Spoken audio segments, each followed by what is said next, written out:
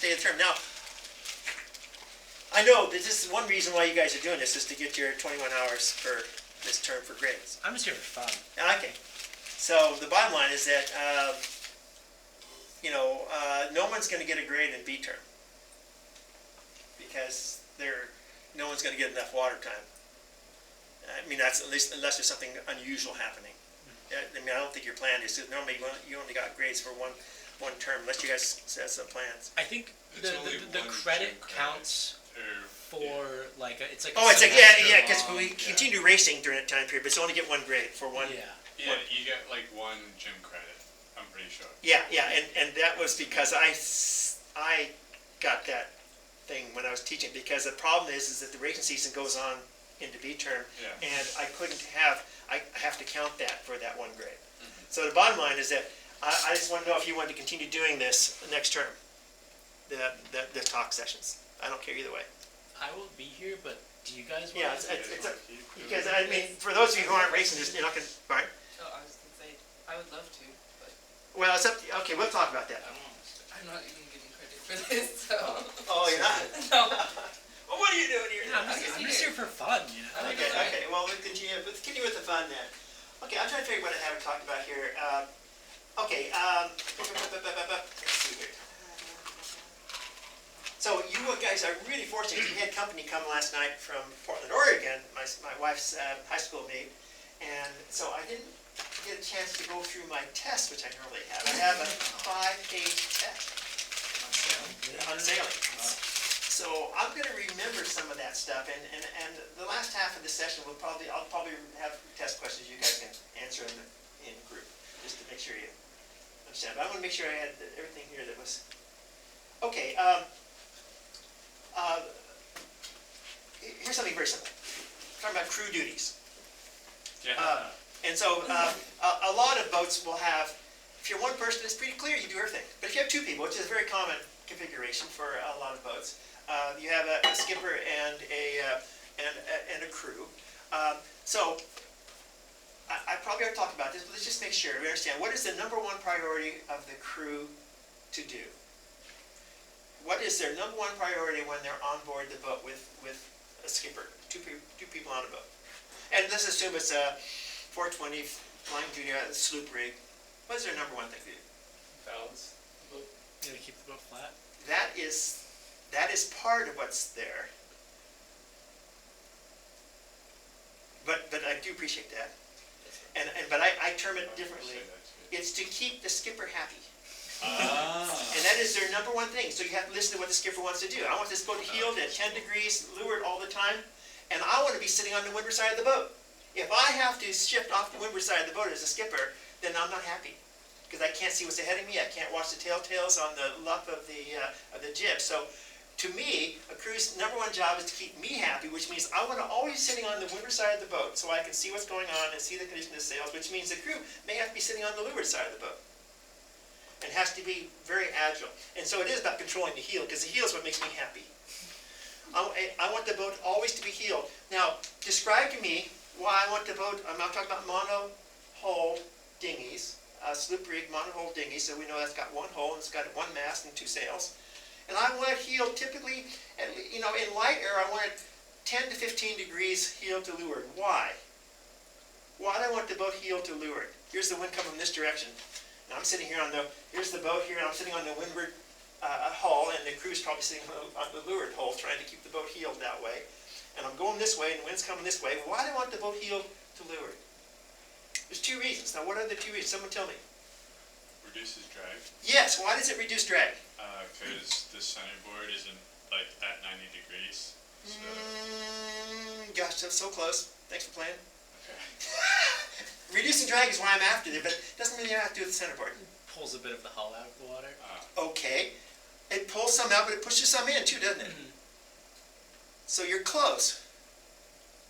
Remember we talked about most of these boats are planing dinghies or semi-planing dinghies. They're designed to get at certain conditions to lift up and go faster than hull speed.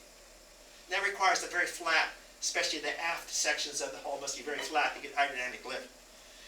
The draggiest thing you can have is a flat plate across a water. It has the maximum surface area for the minimum displacement of water. As soon as you start going deeper, there's less skin that's attached to the layer of the boundary layer of the water, so there's less skin drag. So if you heel the boat, you're removing this part of the flat out of the water, and you're pushing in a little bit more, but because it's steeper on that side, not as much more. And so you actually really do reduce the skin drag by having it heel, even to like 30 degrees or more. But what's the other reason?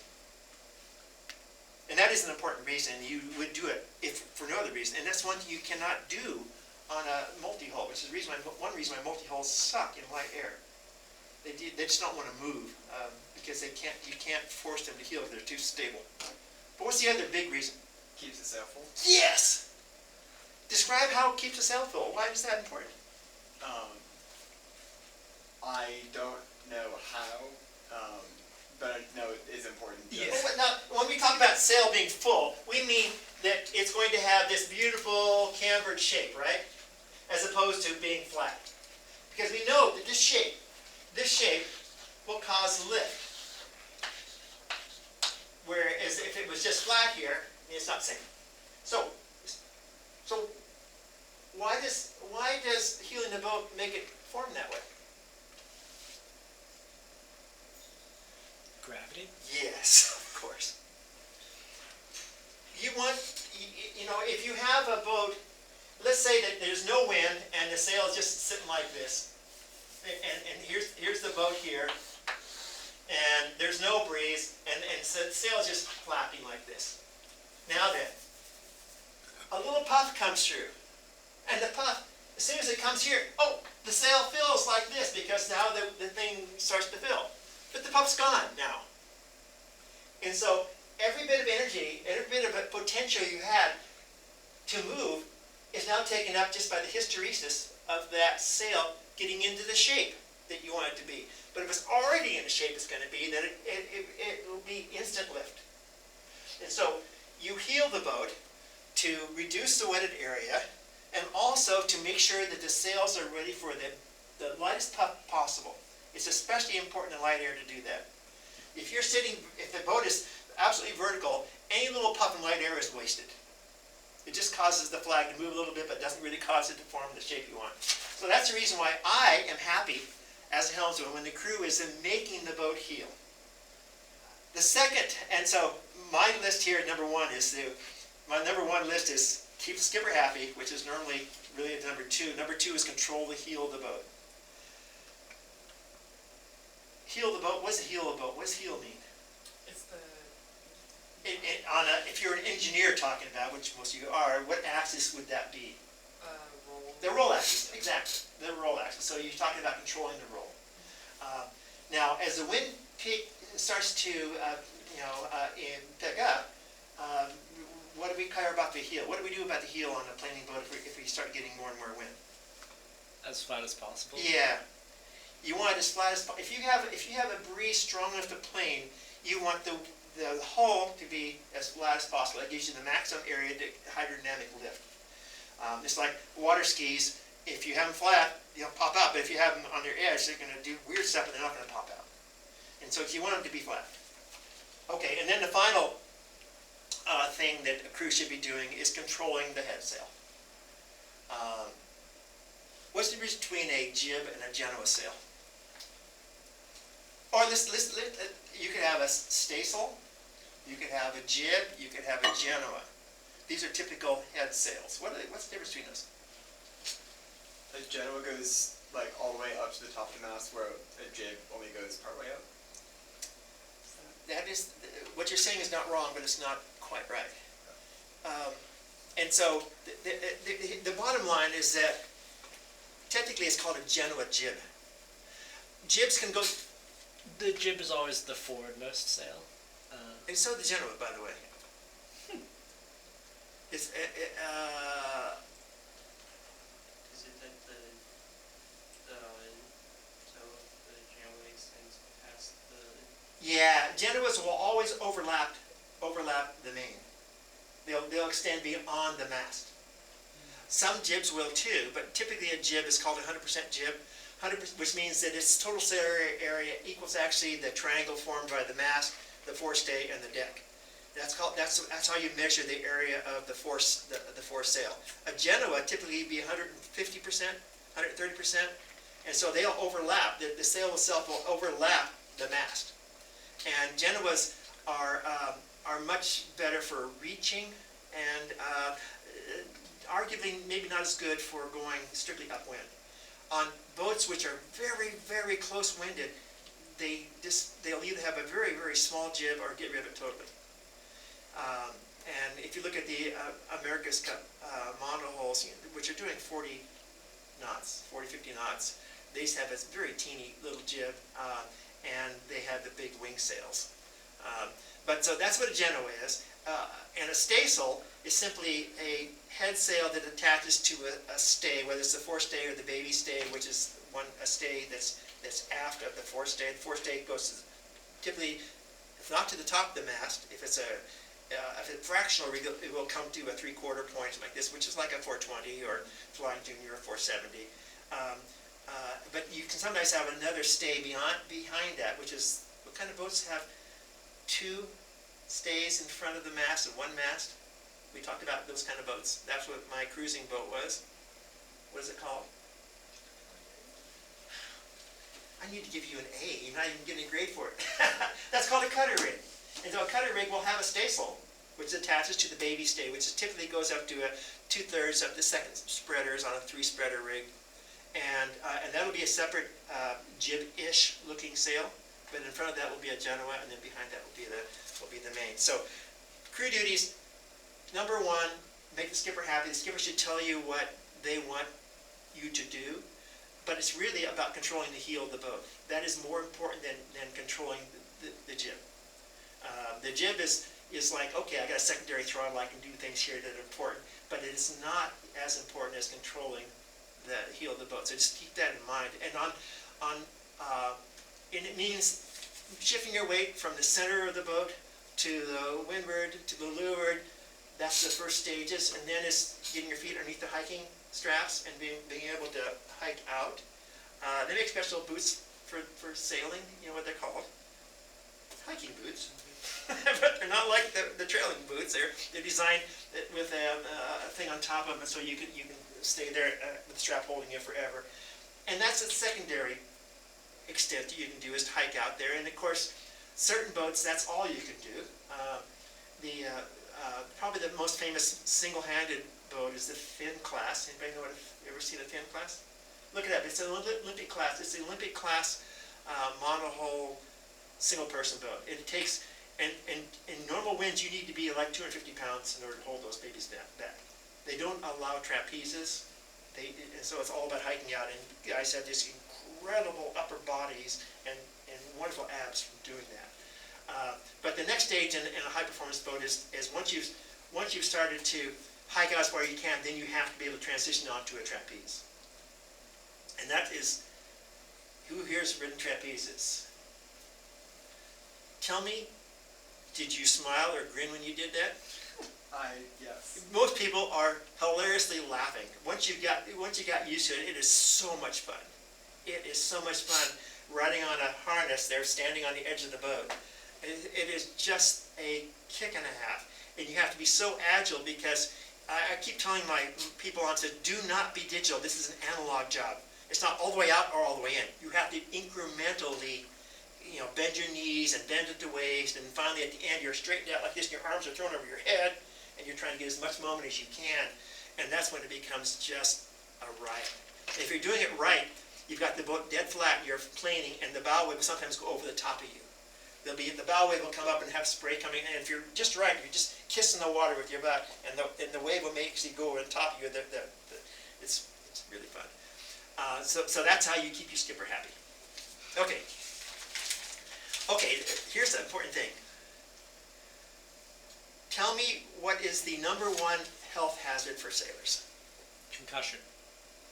That would be number Drowning? 2 in mine. Drowning. Drowning is number 3. Skin cancer. That's it right there.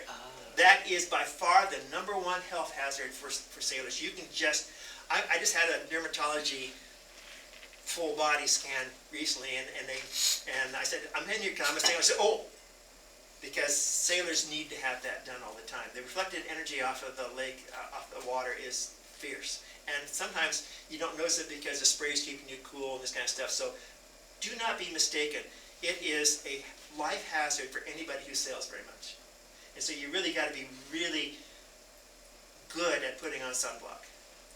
You really have to do that. But I'm glad you brought that up. The other two things are, of course, concussion. Okay, if you does Ann force you guys all to go through concussion training now, which is good. Yeah, that didn't used to be. When I first started teaching sailing here in 1997, I think it was, we had an old director of athletics. They had the old gym now where the Innovation Center is now, and it had a little 20-meter pool. 20 meters was the length, and it was like 10 meters wide. You couldn't even do a college swimming thing there. But they made everybody who wanted to be on the sailing team had to jump in fully clothed with a sweatshirt on and stay afloat for like, the guy would sit there timing you for like, and that's, you could not have a life jacket on when you did this. And you had to be able to sit there and tread water for like 15 minutes. Wow. And then you had to be able to, they would throw you a life jacket, you had to put a life jacket on, and then you had to be able to I don't know, dog paddle your way across the pool or whatever, but you had 15 minutes, you had to be there without anything on there. And so that actually canceled a bunch of people from joining the team, because they couldn't swim. Now swimming is important, I think. But they used to always have that. It was kind of, it was interesting. I always did it too, just with the kids, you know, and we'd jump in there. And it's one thing, you know, treading water when you have a swimsuit on, but no one goes sailing in the wintertime with swimsuits on. You have jackets on and you have, you know, sweatshirts on, and you may have been that one person who didn't decide they didn't need to have a life jacket on when you went in. My own personal rules on my 470 is I will wear a life jacket on my 470 when I'm single-handing anytime I'm going to be on the trapeze. Because that means that I'm at a risk of capsize. But I won't wear them normally. I just have it on the boat because it encumbers me in a very, very low deck. You wear a penny, you know, the sailing penny, which holds you. And you guys have those in team? I still have my WPI penny. And that's a really tight skin suit that fits on top of your life jacket, so it keeps it being snagged onto the boom and on the boom bang if you had one, and those sorts of things. Yes, soon. Soon. So, and then the most dangerous operation for most boats is going downwind. Downwind is when a skipper is scared. That's, you know, I'm a little off track here, but I'm a car guy. You guys must know that. I'm a car guy. And I was trying to describe to a WPI student the difference between oversteer and understeer in a car. Who knows what the difference is between understeer and oversteer? Well, let me tell you, I described it to him, and he got his job at Tesla because they asked him that question in an interview. And he credits me for getting his job at Tesla. He's been there for like 12 years now. He loves it. But at any rate, in a nutshell, oversteering is what causes your passengers to get scared. Understeering in a car is what causes the driver to get scared. Understeering means a front-wheel drive car is normally always understeer. In other words, you come into a turn a little too fast and you crank in some crank, and the car does not turn as tightly as you are turning the wheels because the front wheels are sliding. Oversteer is when the rear end kicks out and now you have the counter steer to do it. Oversteering is so much easier to control in the car than understeering. Understeering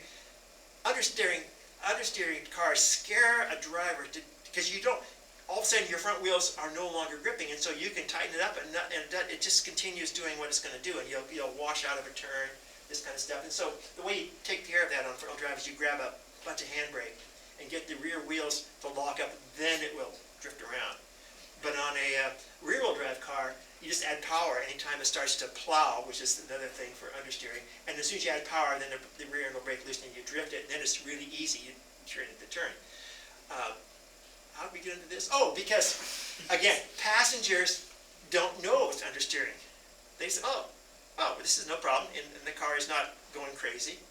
And yet, when a car skids out like this, And when you're going around a turn and it slides out, it scares your passengers, but that's really controllable for a driver. You can just control it easily, just little steering corrections. And you've seen these drift guys, they can do this forever. And anybody can drift a car.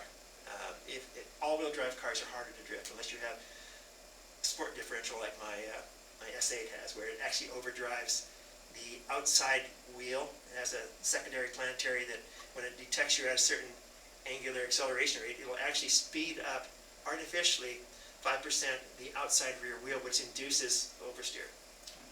And so it makes it steer like a rear-wheel drive car, and you can drift it. Most all-wheel drive cars you cannot drift. So similarly, on an inexperienced person would think, a sailor would think that going downwind is so easy. But why is it scary for a skipper, especially in a high wind? Boom. Because you can jive.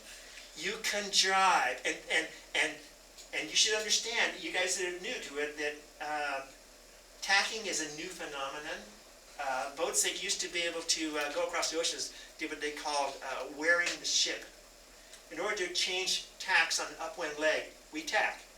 But square riggers can't do that. Even the clipper ships that were going around the Cape Horn during the California Gold Rush, Cutty Sark and some of those famous clipper ships, they could not tack. So for them, if they want to go upwind and I want to go this way, they had to wear the ship. And wear the ship means jibing around 270 degrees, because they can do that. Any boat should be able to jibe because you don't have to coast through the eye of the wind. But jibing is dangerous because at one point your main is going to be by the lee, which means that the wind is going to be reversed and the leech becomes the luff. And a luff is very stable as long as it's attached to a mast, but when it's a free luff, not attached to a mast, as soon as the wind changes one direction, then it goes across without anything slowed down. And when it goes across, it brings the boom with it. Fast. And so when I sail my boat, and I have people on there, I say, I'm gonna announce when I'm going to jibe. I say, ready, jibe. And what I want the crew to do is to, first off, if they're out on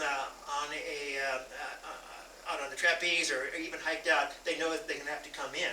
And as they come in, I want them to put fingers on the boom. I want them to touch the boom. That means that they know where it is without looking for it, and they make sure their head's below that, because when it goes across quickly. So, and then in light air, you'll often have the crew. That may be their job, is to swing the boom when you can control when it jibes. If you actually swing it over on the command of the skipper, but just understand that jibing under high winds is very, very scary. What's a chicken jibe? It's when you just tack around. Yes. So a chicken jibe is the opposite of wearing the ship. Wearing the ship is when you want to change, you're going upwind, you want to go this way, but you can't do that, so you end up turning this way, jibing, and then hardening back up, and you waste time, you waste velocity. Distance is made good because you actually turn downwind for a moment, but you don't have to tack. Chicken jibe is quite the opposite. Now you're going downwind, and say you're going this way, and you want to go this way. Well, I'm going this way, and the wind's coming here. That means that right about here, the sail's going to swap to the side. And if there's a lot of wind, it's going to be very frightening. So instead of doing it that way, you would go like this in chicken jibe. You go turn upwind, tack, come across on the other tack. Now you're back in the direction you want it to be.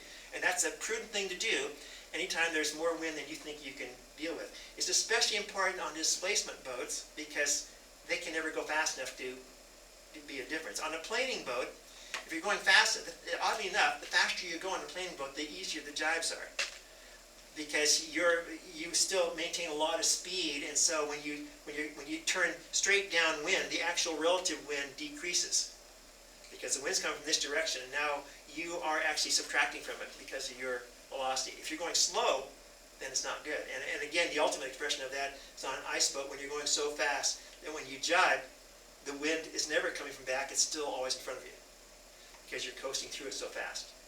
I mean, you're going 30 miles an hour in a 10-mile-an-hour breeze, which means that even when you're going straight downwind, you feel 20 knots on the bow. And so that's the reason why jibing on an ice boat is so simple and so beautiful and so mysterious, because you're going so fast. Okay, so I did say, accidental jibes, capsize, skin cancer, drowning is the ultimate bad boy.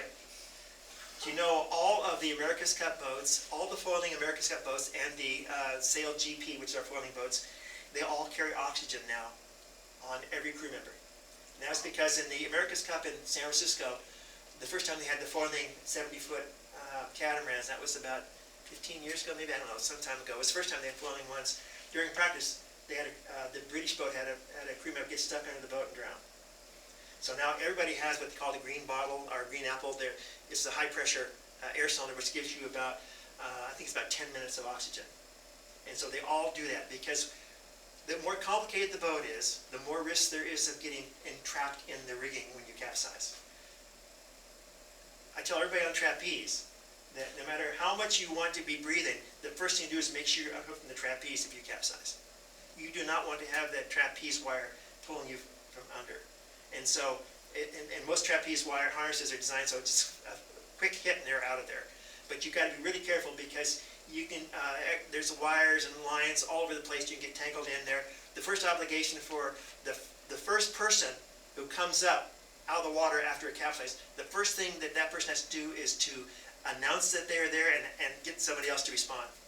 Because if you're not on the same side of the boat, you don't know what's going on. And you want to make sure that the first thing you do is, hey, I'm here, are you here? You want to make sure you hear that right away. Even on small boats, this is important. If you're experienced, you'll capsize on the same side of the boat. You'll just crawl over when the boat is beyond repair, and you'll both be on the windward side of the boat, and you'll grab on the keel. I mean, if you've fallen off the boat, you may just stand on the keel and it just comes up, and then just bring it back over, and both of you stay dry. But not for inexperienced crews. So make sure you do make contact, and make sure you're not entrapped by any of the wires that could be there. Okay. So,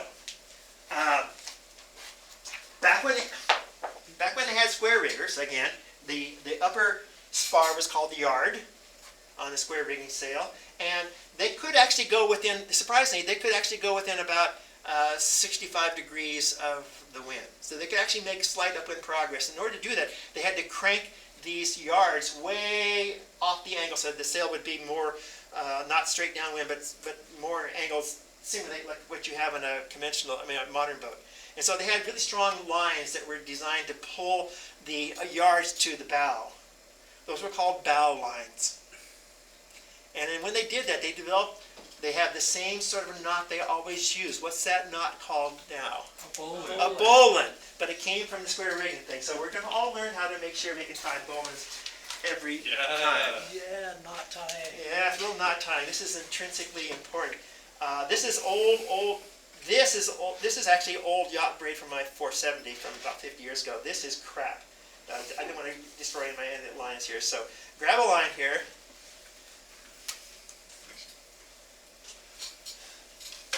Uh-oh, he's got his own. Good. So I did miscounted here. Okay, quickly, just tie a bowline right now. Done. Good. So, okay, so who doesn't know how to tie a bowline? Raise your hand. Be proud. Okay. First off, it's called the Prince of Knots. Let me tell you a couple things about it. First off, it's the Prince of Knots because it holds a loop very, very well. It's easy to tie, and it can always be untied. No matter how much pressure is on it, sometimes you have to use a special tool, a Martin spike to loosen it, but you can always loosen it. It doesn't ever jam. But people are misled. It is a knot, which means it weakens the line. A bowline will reduce the intrinsic strength by about, it'll reduce it down to about 70% of the actual strength of the line. Any knot, if you want to keep the intrinsic strength of a line, you have to splice it. Any knots that you put together will reduce the strength of a line. It's like, those of you who are mechanical engineers that are dealing with roller chain, like bicycle chain, roller chain, you should understand that the intrinsic strength of like a number 25 chain, which is a 1/4 inch pitch, it's like, it's about 600 pounds braking strength. But you put a master link in there, with the spring clip master link, now it's only 75% of that. You put a half link in there, which is where you transition from every other one, what half links are.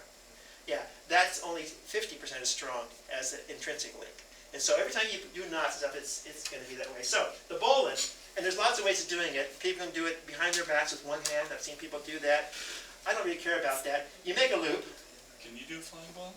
Flag ball? I used to be able to do it, but I don't do it anymore. I almost got it. So what they claim here is what you want to do is you want to have, the rabbit goes through the hole, around the bush, and then comes back out the same hole. And so what you want to see here is a weaving where it's on top, underneath, on top, underneath. See the way it's these lines? And so when you pull it tight, you come up with this sort of thing here. I see. And so this is a bowline, and it's, you can pull this all day, it never ever slips. It's useful for pulling up yards toward the bow. But it's also, anytime you want to tie onto anything, that you, like an anchor or whatever, or it's just the most useful knot ever. And then the way you break it loose is, it'll always have this bend here. You take this like this and you bend it back, and that loosens it up. Because this will be, when it's tight, that will be bent like this, because that's the way the load comes on it. And so all you have to do is bend this in this direction, and then that loosens it up, and you can take it apart. So give it a shot here. And someone who's, you also need help with that? No, I remembered. Now, it can be done, but you got to remember you're weaving it. So when you bring that loose line in, it's got to go on top of one, then underneath it, and on top of the other, and underneath it. You have to, it has to be woven. If otherwise, it just slips right apart. Okay, that's nice. Yeah. Wrong way. Okay, here, let me just show you here. First I'm gonna do, I'm gonna make a loop. Okay, and I notice in this case I made the loop on top, which is okay. Which Dude, I means tried to for clean with one this hand one's a walk yesterday, that I one, felt and bad I'm just myself. like that. Just I like gotta make sure I go like this. Well, I didn't do like So the fancy what one, I is just go did it with down both hands. through it, and then I go around this one, and it always comes out the opposite direction you came in. So I came this way and I come out that way. Yeah. So that's what it is. And the tightening, you have to hold on to these, Almost got it. and this one should be tightened about like that. Well, I also got Okay, my and then hands as you on tighten the it, 420 this will session. bend over like this naturally. But I was grabbing the You can bow always and I untighten it by went like bending this back, this, and then that loosens up the whole under knot. the like So, little lip, again, and it was not, try it it out. was not, My first step is always to put a loop. good. Yeah. See that? Is this, Yes, It was that's like, it, that's it. like it's Yeah, fine. so- that's how I learned. It wasn't Yeah. terrible. And so, and there are a couple of, Yeah, there's a got couple all the way to the of typing step. things that people say it's better to do. Yeah. For example, notice that your loose end is in the inside of the loop. Most people, and I do it this way too, but they say, some people will say, if you guys have any, so this is the bowline that was just, you know, you see anything wrong with that bowline or anything that you would change differently? I've had It's long conversations yes, about there's, some people say that that the better way is like this, so that this loose end is on the outside of the loop, not on the inside of the loop, because it's either here or there. And it doesn't make any difference in terms of the strength of the knot, but it arguably makes the loop cleaner, I guess. So I do this. So this So is, how do you make it clear? see, you had, this line I always do it came inside. to the inside, this was on the inside of yours. So the difference is right here. Look at the way that came around this one here. If I go like this, or I can go like this. Oh, I see. And so that's the only difference. Oh, okay, so And that's how you do they it. say that this one causes a little interference on You the just go the inside other of the loop, but Wait, I don't really care. Either way you do it is fine. So you're saying that like, well, I know the the, way that looks less nice is you go I'm just asking the way it makes it look better. around and then on the same side I think I got it. so that, Yes, yes. Now you gotta be careful when you pull it, that you hold on to this, Yeah. because you gotta make sure that Inside the stays. loop, Yeah, and But so, if you want, you go Oh, on this so- side. Oh. so, and go with this is just pointed out, but let me just interrupt here, but Oh. there's two stages of making a knot. One is to get the lines in the proper direction, and then the next one is actually securing it by tightening it up. And you gotta be careful with a bowline, because if you don't do it right, you pull on one line, it'll just pop right off. It'll pop wide open if you don't tighten it correctly. But you should all be able to do this, and you can do double bowlines, and you can do bowlines with bites, which makes a perfect harness. If you double bowline, you can make it into a harness, and it'll be, if you pull someone out of the water, have two loops, and they will never slide. And it'll be two loops the same size, and you put them in your legs, and you pull yourself out. Are you doing the one-handed thing? Trying. Okay. The other, you got it figured out yet? Okay, come on. Before, but not. Wait, I'm just looking. Okay, wait. So Okay, it's okay, hold on. for the nicer one. It's So this is not what you want. That's a So you half. start your loop, Okay, so you go. Okay, so here's I guess your I loop. did this on the Now, opposite think side, about so you that. go in, This is going to so be, you go this is what you around want. the way that like so that it's outside, Let's see, I want to have some, here we go. like. So typical thing, you got something you want to tie around. Oh, So that does look nice. you're gonna tie around here. Now then, where am I gonna put my loop, on here or here? Yes, and so I'm gonna make a loop, okay? Oh, yeah. Now then, I'm looking at this thing, and I say, oh, if I put something in like this, it'll keep it from unlooping. If I put it in like this, it'll just untie. And so right now, I know I'm gonna have to have a line that goes this way to keep this thing from unspinning. So that means I would come like this, go around like this, and now then, so now this thing is locked, you can't untwist out, right? And now then, I'm on top of here, which means I have to go underneath this one here. And I go underneath that one, and then I always have to go out the opposite way I came into It's just the like loop. the bad way to do And it. then that's it. So then you tighten it up like this, and I made it the same way that you did, which is okay. And that's the way you do it. And then, and so try it on this thing. Kind of It's- rude. I'd You be should be able to do it careful without, and pull it open. 300. without having a, anytime you wanna make Wait, so it. you do it on the. Always on the standing part, not on the part that you're gonna tighten up. Okay. So this is coming from something else, and you wanna, this is the long line. This So one. that's where you're gonna put the loop.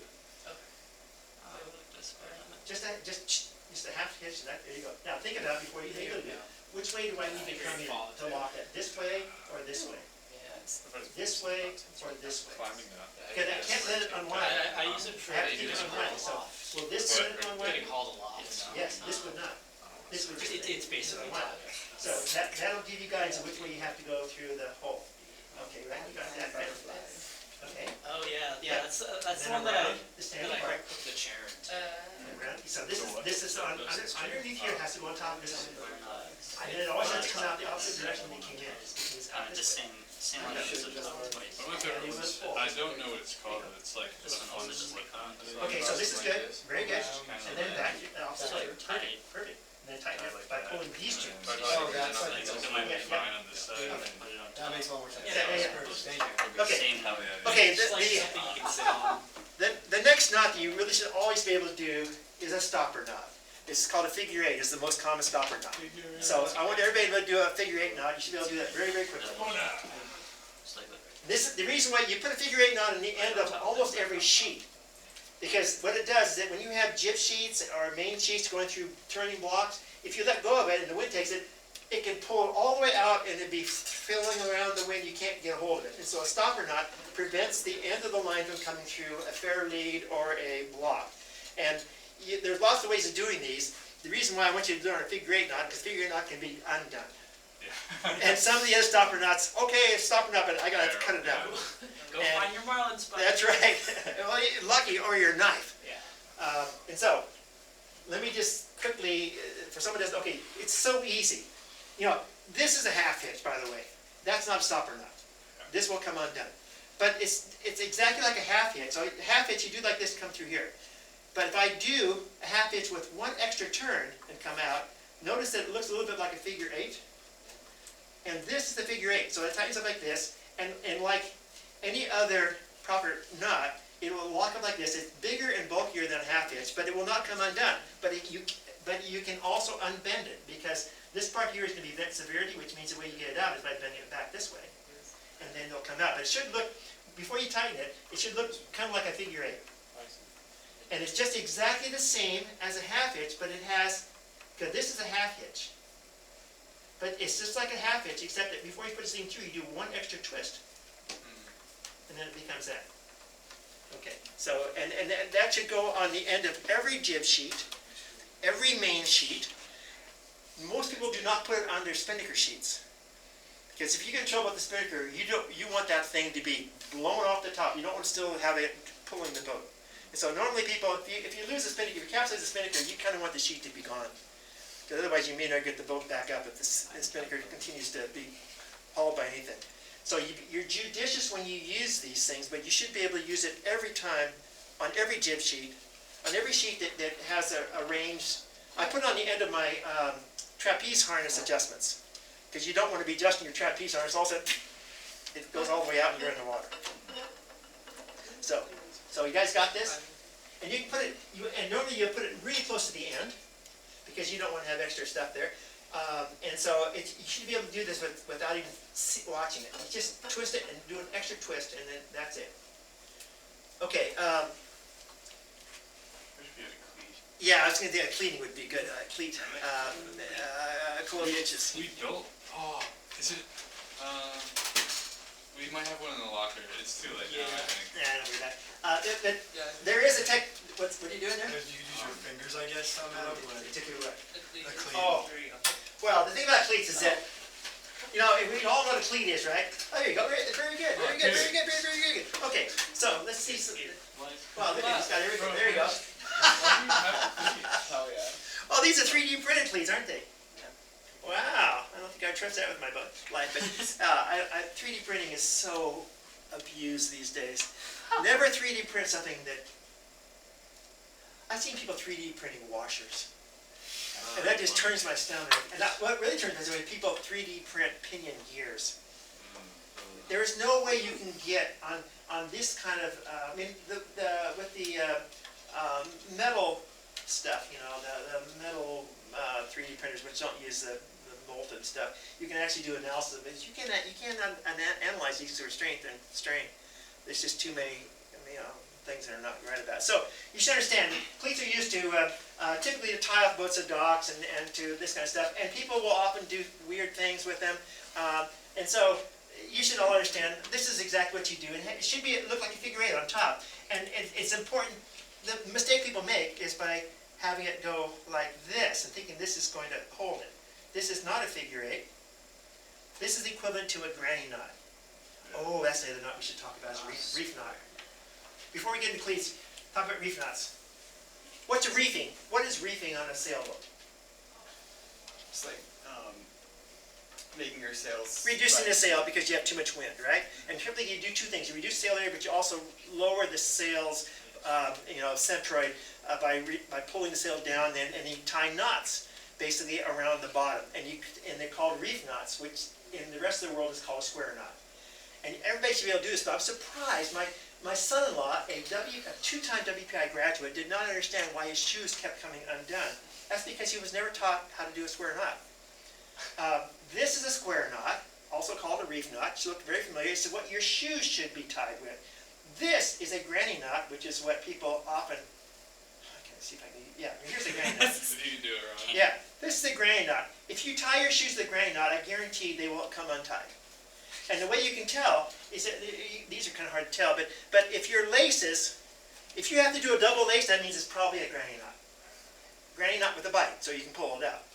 But if your looses, when you tie your shoes and the two loops lay 90 degrees to your toes, then that's a square knot. If they end up wanting to align their toes, that's a granny knot, and they will loosen up.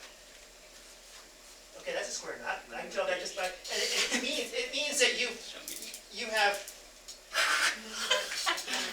I just couldn't do it. He's a very smart guy, and he always ties a secondary knot. He ties the legs together. Oh, they come undone all the time. His running shoes. We race a little bit together. I said, I just do it, you have less lace. but if you tie them in square knots, they will not come undone. So everybody should totally understand the difference between a square knot and a granny knot. And never, there is no reason ever to learn how to tie a granny knot. There is no place in the world that they want a granny knot. I realized like a year or two ago that my muscle memory was wrong, and so I had to like. It is surprising. Is that people just No. and especially when you teach people to tie shoes, because it's just a square knot and a reef knot is what you should tie your shoes with too, with the loop in there. I learned the. So far you guys are all good. That's pretty good. So it should be totally symmetrical, and that's great. Okay, now the only thing about these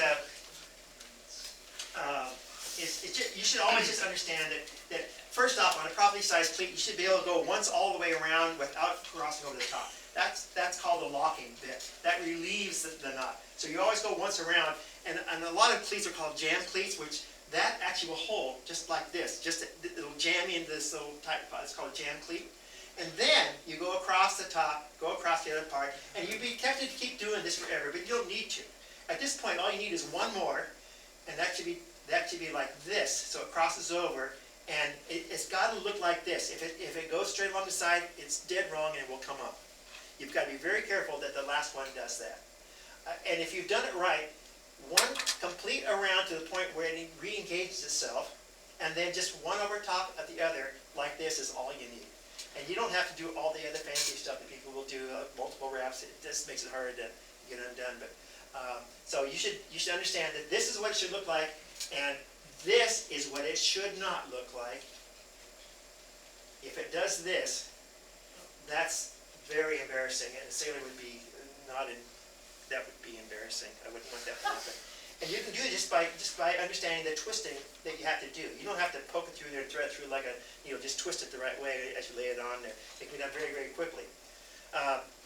Okay, so I got 5 minutes for a quiz, 2 minutes for a quiz. Okay, here's a quiz question that I asked. Oh, yeah. And this tests a few things. Where's my chalk? It's on the ground. Okay, good.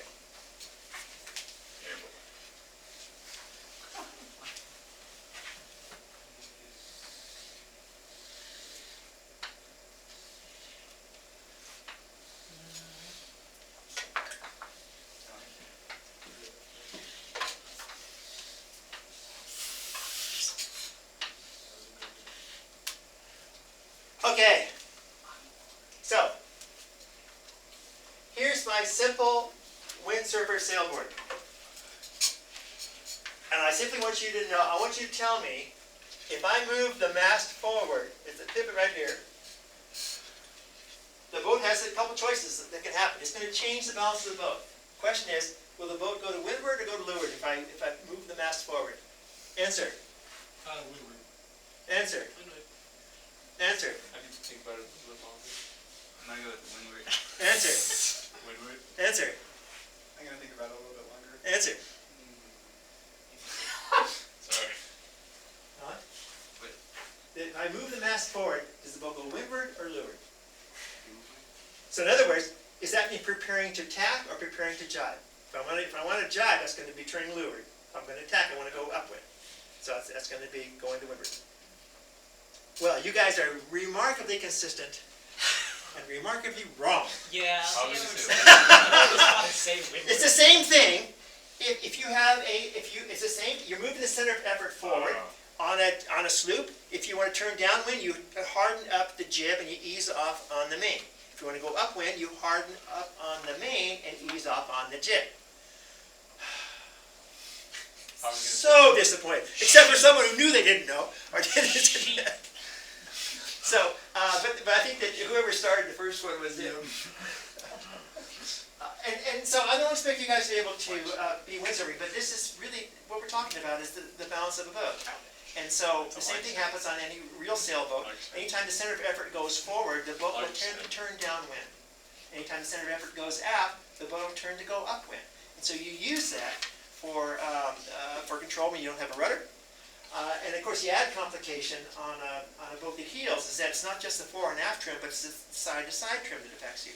So, second part of the question, whether you're on a windsurfer or on on a windsurfer, or let's use windsurfer. Okay, now let's say that the wind's coming from this direction. I can either bend the mast to windward, or I can bend the mast to leeward. If I bend it to windward, what's going to happen to the boat? Is it going to turn upwind or go downwind? It's gonna go down. Yes, because now it has a moment that's going to be pulling it in the downwind direction. So this is the complication, and of course on a windsurfer, you almost always have any kind of decent wind. The sail is going to be to windward, and so it wants to turn downwind, which is the reason why you get rid of the centerboard, because when the center of effort once turned down, you want the center of effort to be back here, so it will continue to go upwind, because this is going to kick it this way. This would tend to let it go down. And so the same thing happens on a sloop, is that if you want to make the least amount of rudder energy, then you let the boat heel excessively prior to tacking, because that will help it, because that moves the center of effort to a direction which is going to create a moment that turns the boat in. So this is the reason why on roll tacks and all that, you always heel the boat if you want to reduce the amount of force that the rudder has to generate. And why is that important? Well, who cares about the force the rudder has to generate? Creates drag. Yes. Every bit of lift, there's induced drag. And the lift of a rudder is actually counter to the way you want to go. and the drag is definitely counter to the way you want to go. So it causes the boat to slow down quite a bit when you have to put a lot of pressure on the rudder. My coach always says, my high school coach always said that you don't have to, like, a rudder's only slowing you down. Exactly. My grandfather had a interesting thing he said, and he was a man of very, very few words. He told me when I was learning to drive, he says, you realize, Kenny, every time you push your foot on the brake, you're pouring gas on the road. And for a man of very few words, it was so insightful. Because all the energy you paid for in gas, you're putting out in heat at the wheels. And so essentially, he was exactly right. And it took me a while to understand what he was talking about. So what do you mean, Graham? There's no connection between the gas and the foot pedal.